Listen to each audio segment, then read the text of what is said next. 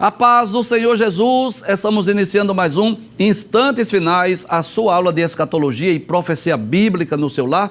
E eu quero agradecer por sua audiência, a você que acompanha a nossa programação pela TV ou pela internet. Que Deus te abençoe, que as bênçãos de Deus continuem sendo derramadas sobre a sua vida, sobre a sua família. Seja muito bem-vindo aos Instantes Finais.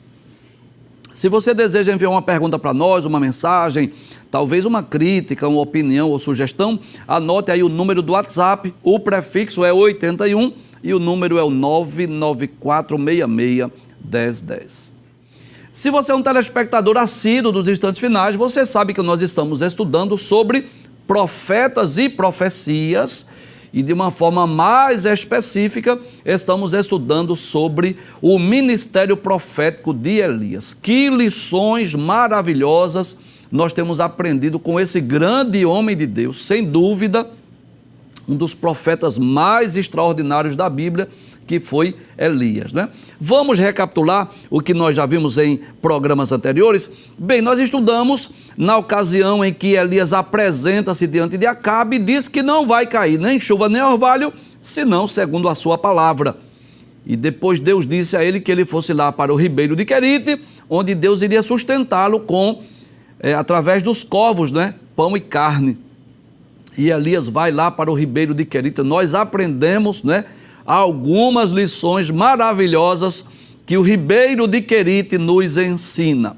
Depois nós vimos a ocasião em que o ribeiro secou-se, e aí Deus mandou Elias ir para Sarepta, que haveria uma viúva que iria sustentar o profeta. Só que quando Elias chega lá, Elias pede água, a viúva lhe dá, mas quando Elias pede pão, aí ela diz assim: eu não tenho, olha, só estou aqui apanhando uns cavacos, eu vou fazer um bolo para mim e meu filho, vamos comer e morrer, porque não temos mais comida.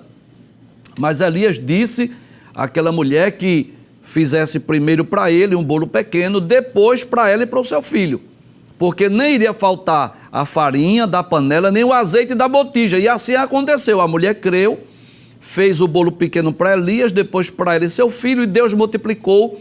Não faltou a farinha, não faltou o azeite na botija, até que Deus mandou chuva. E depois o filho dessa viúva morreu, mas Deus ressuscitou através de Elias. Estudamos também a ocasião em que Elias apresentou-se diante de Acabe. Nós vimos até nesse programa, não é? Que primeiro Elias apresenta-se ao mordomo Obadias, e o mordomo Obadias reconhece que Elias é homem de Deus. Que coisa interessante. Traz a tela. Nesse programa que nós estudamos, nós vimos, né, que Obadias perguntou: és tu, meu senhor Elias? Né? Reconheceu que Elias era um homem de Deus, um profeta. Já Acabe disse a Elias, perguntou se ele era o perturbador de Israel. E nós vimos nesse programa, né, as características de Acabe, a decadência moral e espiritual de Israel por conta do mau procedimento de Acabe e Jezabel, e vimos, na verdade, quem era o verdadeiro perturbador de Israel. E no último programa nós vimos a ocasião em que Elias desafiou os profetas de Baal e Azerá. Embora que os profetas de Azerá não foram, só que quem estava lá tudo leva a crer que foram os profetas de Baal, mas Elias fez o desafio e os profetas de Baal fizeram lá o seu altar. Traz a tela. Elias disse, né, que aquele Deus que respondesse com fogo seria o Deus verdadeiro. Inclusive não estava ali só os profetas de Baal, estava todo Israel ali presente. Nós vimos nesse programa que o objetivo era mostrar quem era o Deus verdadeiro. E o que foi que aconteceu? Os profetas de Baal levantou o seu altar, colocou lá o bezerro, o animal, ficaram clamando, e Baal não respondeu com fogo. Quando Elias restaurou o altar, colocou ali o animal, mandou até encher de água, lembra disso? Colocou bastante água, como que para dificultar mesmo a situação. Mas quando Elias clamou, Deus respondeu com fogo. E nós vimos que depois disso, Elias mandou, né? Foi e matou ali os profetas de Baal. E hoje nós vamos dar estudo, né? Vamos dar continuidade a essa história. O que aconteceu depois desse grande desafio, depois que Deus respondeu com fogo depois que os profetas de Baal foram mortos. Passa a tela, por gentileza. O tema do programa hoje é Jezabel ameaça Elias, né? É o tema, é uma história também muito conhecida. Traz a tela. Com certeza você já leu ou ouviu pregações, estudos sobre essa história. Mas antes de nós estudarmos esse tema, né, nós gostaríamos de falar um pouco sobre quem é Jezabel. Se você já está acompanhando o nosso programa, nós já falamos um pouco sobre esta rainha, mas vamos trazer mais aqui algumas informações que nós consideramos importantes. Bem, Jezabel era filha de Etbaal, que era rei e sacerdote lá de Tiro e Sidom. Ela casou-se com Acabe, que era rei de Israel, e esse casamento trouxe algumas vantagens comerciais para Israel. Foi uma forma de unir esses dois países, mas o problema é que junto com essas vantagens comerciais, também vieram as práticas pagãs, idólatras. Jezabel trouxe para dentro de Israel o paganismo e a idolatria. Ela acabou conseguindo envolver não só o marido, Acabe, mas toda a nação de Israel no paganismo, na idolatria, no culto a Baal e a Zerá, que tornou-se comum em Israel. Além disso, né, como se não bastasse todos esses males, Jezabel promoveu uma grande perseguição aos profetas de Deus. Os profetas do Senhor passaram a ser perseguidos e até mesmo mortos. Inclusive, Obadias, o mordomo, sustentou lá com pão e água 100 profetas do Senhor. Agora, enquanto isso, os profetas de Baal e Azerá comiam à mesa de Jezabel, ou seja, eles eram mantidos pelo governo. E por isso, por essas e outras razões, eu posso dizer que Jezabel ficou conhecida na história bíblica, não é? Principalmente por ser uma mulher de má índole, uma mulher perversa. E ela não só era uma mulher perversa, não é? Pelo fato de perseguir os profetas do Senhor, pelo fato de depois planejar e matar a Nabote, porque não quis vender a sua vinha a Acabe, mas não só por ser uma mulher de má índole, perversa, má, mas também por ser uma mulher idólatra, pelo fato de trazer a idolatria para a nação de Israel. E Jezabel convenceu o rei Acabe, né, para que ele edificasse santuários para o culto ao seu Deus. E com isso ela trouxe centenas de sacerdotes, de profetas, né, da sua religião pagã para dentro da nação de Israel. É interessante, ela contava com 450 profetas de Baal e 400 profetas a Deus Azerá. E sua principal exigência era essa, que os seus deuses tivessem os mesmos privilégios, os mesmos direitos do Deus de Israel perante o povo. E Jezabel então começou a perseguir os profetas de Deus, mandou matar aqueles que se opunham às suas práticas idólatras. E quando ela soube que Elias havia desafiado os profetas, havia matado os profetas de Baal, provando, né, quem era o Deus verdadeiro, em vez de Jezabel reconhecer que o Deus verdadeiro era o Deus de Israel, em vez de ela abandonar o culto pagão, idólatra a Baal, em vez de ela abandonar a idolatria, dela voltar-se ao Deus verdadeiro, o que foi que ela fez?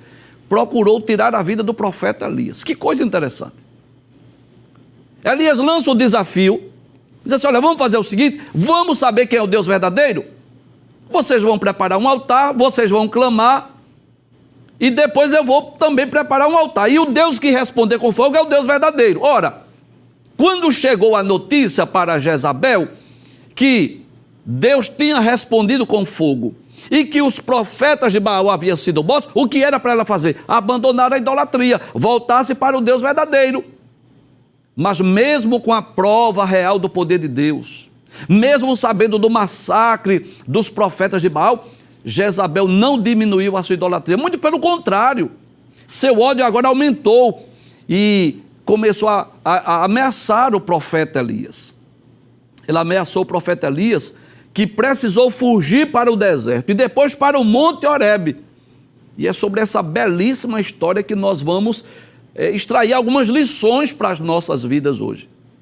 Que depois de um grande êxito depois que Elias consegue provar a toda a nação de Israel quem é o Deus verdadeiro, depois que Elias consegue, junto com o povo de Israel, matar os profetas de Baal, depois de grandes vitórias, Elias agora foge, temendo a morte, e nós vamos ver a providência de Deus, a provisão de Deus que vai ao encontro de Elias. Abre a tela, por gentileza. Então é sobre isso que nós vamos estudar hoje. Jezabel ameaça Elias. Então à esquerda, uma imagem meramente ilustrativa, como que Acabe contando a Jezabel o que tinha ocorrido com os profetas de Baal. E à direita, Jezabel mandando o mensageiro dizer assim: vai e diz a Elias que vai acontecer com ele a mesma coisa que ocorreu com os profetas de Baal. Pode abrir a tela, por gentileza? Vamos para a nossa introdução. Então, quando a rainha Jezabel soube o que tinha ocorrido com os profetas de Baal, ameaçou matar o profeta Elias. Então Elias fugiu para o deserto e sentou-se debaixo de um zimbro, onde um anjo lhe apareceu e lhe deu pão e água. Depois Elias foi para Horebe e entrou numa caverna. Então o Senhor lhe apareceu e lhe deu uma tríplice missão: ungir Azael como rei da Síria, ungir a Jeú como rei de Israel e ungir a Eliseu como seu sucessor, conforme o capítulo 19 do primeiro livro dos Reis. É sobre essa história belíssima que nós vamos estudar hoje. Pode abrir a tela, por gentileza. Diz assim: e Acabe fez saber a Jezabel tudo quanto Elias havia feito e como totalmente matara todos os profetas à espada. Então Jezabel mandou um mensageiro a Elias a dizer, então aí está uma imagem ilustrativa, né? Como que Jezabel mandando o mensageiro dizer assim: olha, assim me façam os deuses e outro tanto, se der certo amanhã a estas horas não puser a tua vida como a de um deles. Olha que coisa interessante. Jezabel rejeitou a oportunidade que Deus deu não só ao povo de Israel, mas a ela mesma.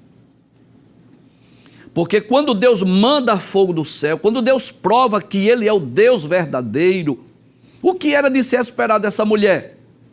Que ela abandonasse seus ídolos, que ela abandonasse seus deuses, que ela colocasse um fim na idolatria, que ela chamasse o seu marido e dissesse assim: olha, agora eu sei quem é o Deus verdadeiro, porque aqueles profetas de Baal que comiam aqui na minha mesa, eles clamaram e o Deus Baal não mandou fogo. Além disso, o Baal deixou que eles morressem. Então eu agora sei quem é o Deus verdadeiro. O que era para Jezabel fazer? Chamar Acabe e a nação dizer assim: vamos nos curvar diante desse Deus verdadeiro, que é o Deus que responde com fogo. Mas infelizmente não foi essa a atitude dela. Mesmo diante de grandes experiências, mesmo tendo a oportunidade de conhecer o Deus verdadeiro, qual é a atitude de Jezabel?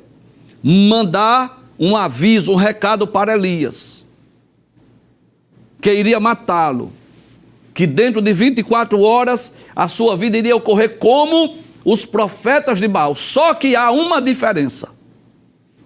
O Deus de Elias não era Baal. O Deus de Elias é o Deus verdadeiro. E eu sei, lendo a Bíblia Sagrada, eu posso falar sobre a história de alguns profetas que Deus permitiu que eles morressem, como João Batista, que foi decapitado, e outros profetas que Deus permitiu que fossem mortos. Mas não havia chegado ainda o tempo de Elias. Não havia chegado ainda o tempo de Elias morrer, partir. Deus ainda tinha alguns trabalhos, algumas missões, alguns serviços para o profeta Elias. O ministério de Elias ainda não havia sido concluído, ainda não estava encerrado. Passa o texto, por gentileza. O que vendo ele, se levantou e para escapar com vida, se foi e veio a Berseba, que é de Judá, e deixou ali o seu moço. E ele se foi ao deserto, o caminho de um dia, e veio e se assentou debaixo de um zimbro. Olha aí essa imagem, como que Elias, cansado da viagem, assombrado, com medo, não é? Está aí deitado embaixo de um zimbro, pediu em seu ânimo a morte e disse: já basta ao Senhor, toma agora a minha vida, pois não sou melhor do que meus pais. Que coisa interessante. Elias estava fugindo com medo de Jezabel e agora estava pedindo para morrer. Dá para entender? Pediu a morte, perdeu o ânimo, perdeu as esperanças, perdeu as expectativas. Passou por um momento de tristeza profunda, talvez até uma espécie de depressão, talvez. Ficou lá deprimido, triste, angustiado, desejou morrer, pediu a Deus a morte. Pediu para que Deus tirasse a vida. Passa o texto, por gentileza. E deitou-se, dormiu debaixo de um zimbro, e eis que então um anjo o tocou e lhe disse: levanta-te e come. Olha que coisa maravilhosa. Eu louvo a Deus, porque nos momentos que nós estamos tristes, abatidos, amargurados, angustiados, no momento em que nós estamos desanimados, que parece que chegou o fim, Deus tem um escape, Deus tem uma saída, Deus tem uma solução. Deus não atendeu a oração de Elias. Deus não tirou a sua vida, Deus mandou um anjo para dar pão e água ao profeta. E eu posso dizer isso, que a misericórdia de Deus faz com que Deus, em vez de atender a oração de Elias, em vez de deixar Elias morrer ou tirar a sua vida, Deus envia o anjo. E quem são os anjos? Os anjos são seres espirituais, enviados muitas vezes para socorrer o povo de Deus. Lendo a Bíblia Sagrada, nós vamos perceber isso, que os anjos trazem anúncios, trazem mensagens, que os anjos suprem necessidades, que os anjos dão livramento, são enviados em favor daqueles que hão de herdar a salvação. Como diz Hebreus, capítulo de número 1, versículo 14. Então Deus manda um anjo para quê? Para trazer pão, para trazer água para Elias, para recobrar as suas forças, para reanimá-lo. O ministério profético de Elias ainda não estava encerrado, ainda não havia sido concluído. Volta o texto mais uma vez, eu ainda não concluí a leitura desse texto. E olhou, e eis que à sua cabeceira estava um pão cozido sobre as brasas e uma botija de água. E comeu, e bebeu, e tornou-se a deitar. Estava cansado o profeta. Que coisa maravilhosa. Como Deus usa formas diferentes para cuidar dos seus servos, do profeta Elias. Certa ocasião, como nós já estudamos, Deus proveu pão e carne através dos corvos. Depois, Deus multiplica a farinha e o azeite da botija lá da viúva. E agora Deus se utiliza de anjos. Veja que Deus não tem uma forma única de socorrer, de ajudar, de prover, de suprir. Deus agora mandou um anjo. Aí Elias, lá debaixo do zimbro, pedindo a morte, pensando que ia morrer, aí aparece um ser angelical, diz assim: olha, está aqui o pão, está aqui a água. Ele come pão, bebe água, vai deitar-se mais uma vez. Passa o texto, por favor. Aí diz assim: o anjo do Senhor tornou segunda vez e o tocou e disse: levanta-te, mais uma vez, olha aí, e come. Agora tem uma mensagem para você, Elias. E qual é? Porque muito comprido será o caminho, te será o caminho. Coma pão, beba água, você vai caminhar muito.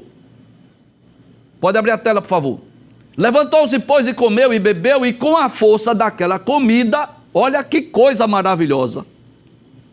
Com a força daquela comida, caminhou 40 dias e 40 noites até Horebe, o monte de Deus. Olha o milagre de Deus aí.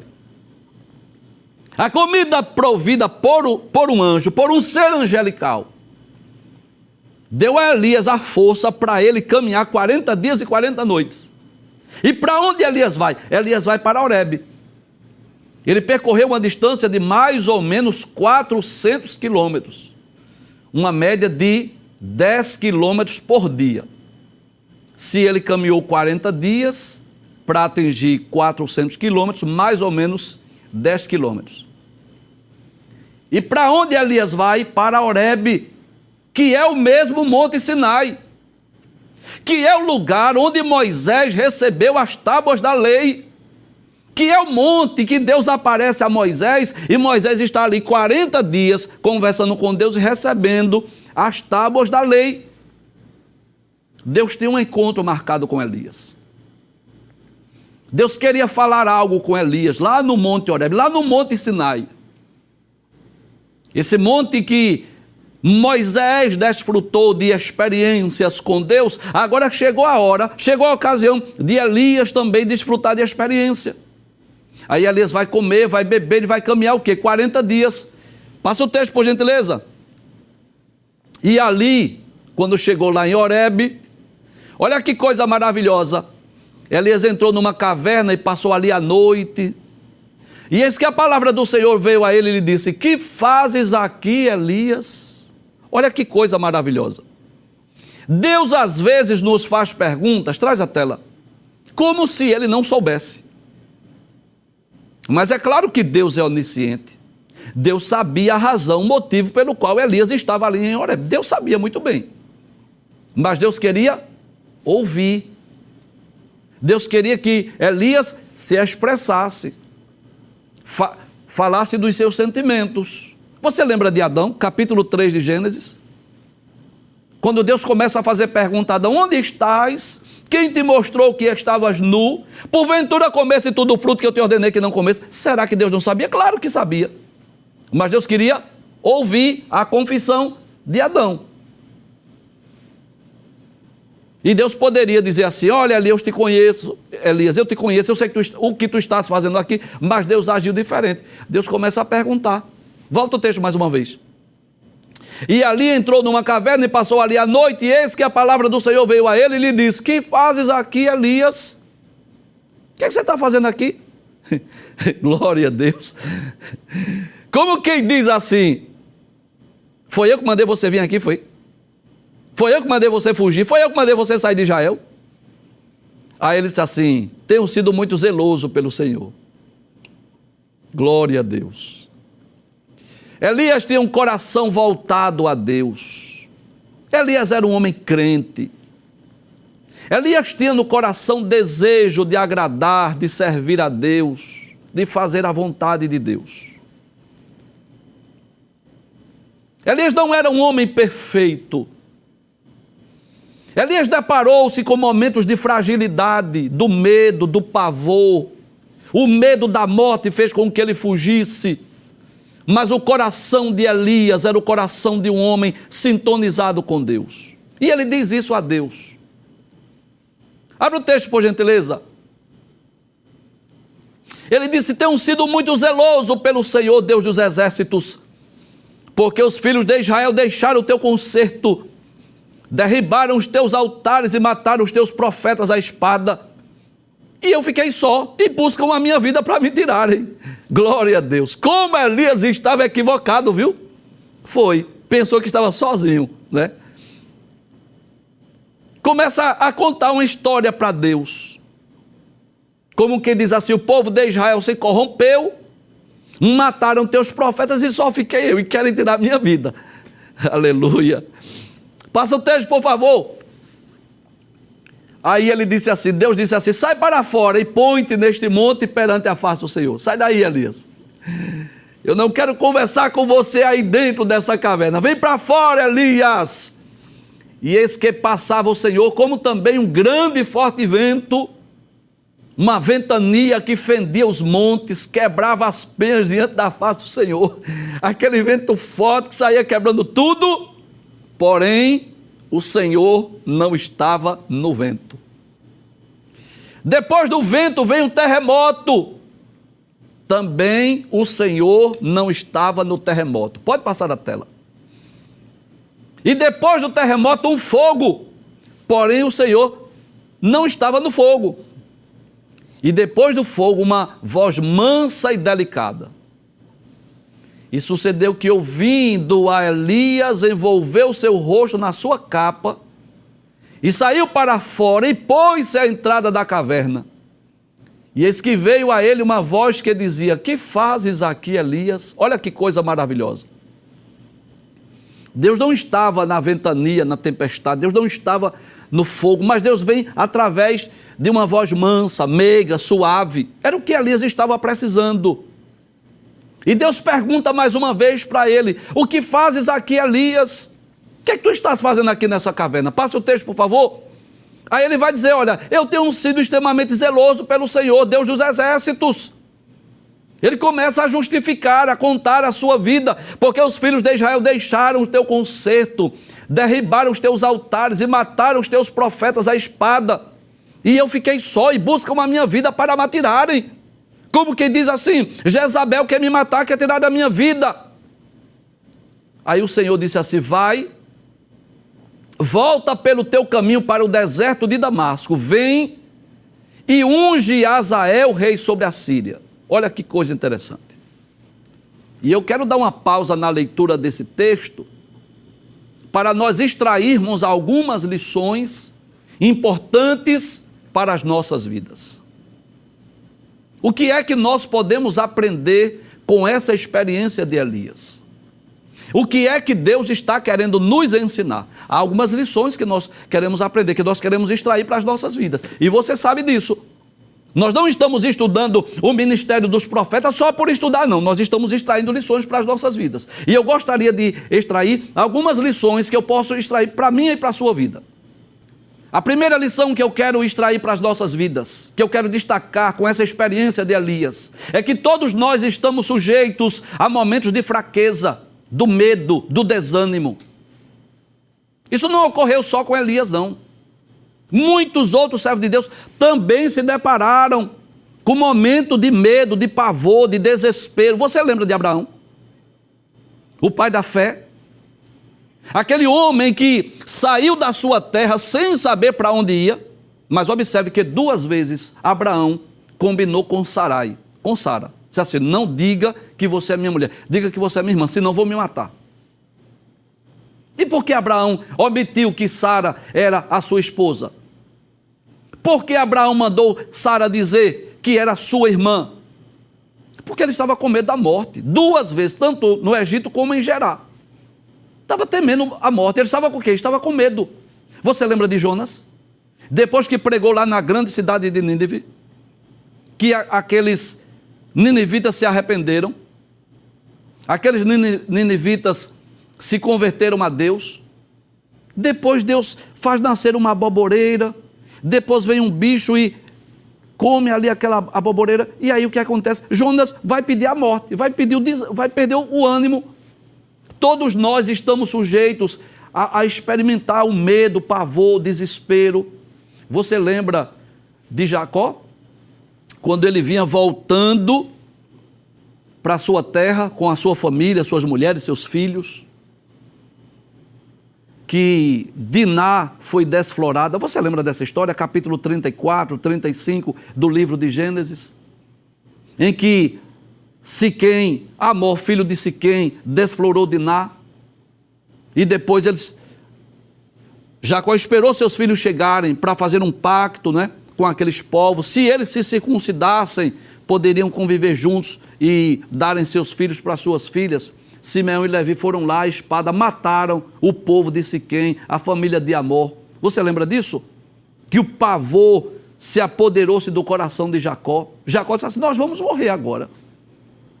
Então todos nós estamos sujeitos ao momento de fraqueza, de medo, de pavor, de desespero, de às vezes pedir a morte, não ter mais prazer pela vida. Todos nós. Veja, quem diria que um homem como Elias, daquela estatura espiritual, quem diria que um homem como Elias, que desafiou os 450 profetas de Baal, não teve medo de desafiar 450 profetas na presença do rei da nação de Israel? Agora estava com medo. Claro, você sabe, Jezabel não era qualquer pessoa, era uma rainha, uma mulher má, perversa. Você sabe disso, eu já falei.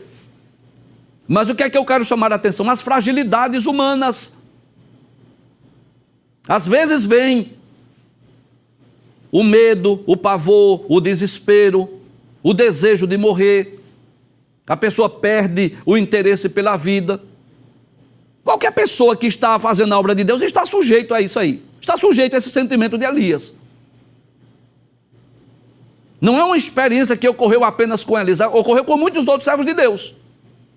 Então Deus deixa que isso seja registrado. Não poderia ser omitido? Poderia. Não poderia omitir essa história? Poderia. Mas Deus disse não, disse ao escritor sacro, escreve aí, que o mesmo Elias que desafiou os profetas de Baal e Azera, foi o mesmo que pediu a morte, pediu para morrer. Mas eu aprendo uma segunda lição. É que Deus não nos desampara, não nos abandona. Nos momentos de fragilidade, de medo, de desespero, de pavor, de ânsia de morte, Deus está pronto a nos ajudar, Deus está pronto a nos socorrer. Talvez você esteja vivendo hoje uma experiência semelhante à de Elias. Talvez você esteja também pedindo a morte, pedindo para morrer, pedindo para Deus tirar a sua vida. Mas é nessas horas que Deus vem ao nosso encontro. Deus não nos desampara, Deus não nos abandona. Primeiro Deus envia um anjo para mandar pão e água para Elias, para fortalecer Elias. Ele estava com fome, ele estava com sede. Deus conhece as nossas necessidades. Primeiro Deus manda um anjo. E o anjo leva o pão, a água, e o anjo avisa na segunda vez, come e bebe, porque muito comprido será o teu caminho. E aquele pão tinha uma vitamina, um polivitamínico especial, que deu forças para Elias caminhar 40 dias e 40 noites. Então Deus enviou o anjo. Depois o que acontece? O próprio Deus aparece a Elias lá em Horebe. Deus vai perguntar a Elias, o que é que você está fazendo aqui, Elias? Sai daí da caverna, eu quero falar com você. O que seria de nós se nos momentos de fraqueza, de desânimo, se Deus nos abandonasse, se Deus nos desamparasse, se Deus nos abandonasse, o que seria de nós? Mas Deus vai nos socorrer, vai nos ajudar, vai ao nosso encontro. Terceira lição que nós aprendemos é que Deus nos surpreende. Quando nós pensamos que é o fim da nossa missão, da nossa caminhada, da nossa jornada, pensou que é o fim, que acabou-se, que Deus vai colocar um ponto final, Deus nos dá uma missão ainda maior. Quando Elias pensou que havia chegado o fim do seu ministério, que Deus não queria mais utilizá-lo como profeta, Deus deu a ele uma tríplice missão. Isso me faz lembrar de João lá na ilha de Patmos. Já estava velho, lá na ilha de Patmos, esperando a hora da morte. De repente Jesus aparece. Como que diz assim, João, tu pensas que é o fim? Não é o teu fim ainda. Eu vim aqui para trazer as visões, as revelações, você vai anotar, escrever num livro e você vai mandar para as 7 igrejas da Ásia. Então eu aprendo que Deus nos surpreende, não é? Primeira lição, o que ocorreu com Elias pode ocorrer com qualquer um de nós, o medo, o pavor, o desespero, a agonia. Segundo, que Deus não nos abandona, Deus não nos desampara, que Ele conhece a nossa estrutura. Terceiro, quando a gente pensa que é o fim, Deus nos dá uma missão ainda maior. Deus nos surpreende, Deus nos faz surpresa. E qual foi essa tríplice missão que Deus deu a Elias? Veja que coisa interessante. Deus deu a Elias missão até internacional, transcultural, porque Deus mandou ele ungir Azael como rei da Síria. Que coisa interessante. Porque os reis de Israel, tudo bem, eram ungidos, mas o rei da Síria, e Deus manda ele ungir Azael como rei da Síria, ungir a Jeú como rei de Israel, ungir Eliseu como seu sucessor. Então não havia chegado ainda o fim da trajetória de Elias. Era um estágio, era uma etapa, não era o fim da sua jornada. Aprove a Deus não tomar Elias para si através da morte. Aprove a Deus e assim, eu vou trazer você para morar comigo sem que você experimente a morte. Então, enquanto Elias estava lá com medo, se escondendo, fugindo, pensando que iria morrer, Deus disse, você ainda tem uma missão internacional. Você ainda vai ungir o rei da Síria, você ainda vai ungir o rei de Israel, você ainda vai ungir um sucessor para depois, Deus não disse nessa ocasião, mas a história nos mostra isso, para depois Deus tomá-lo para si.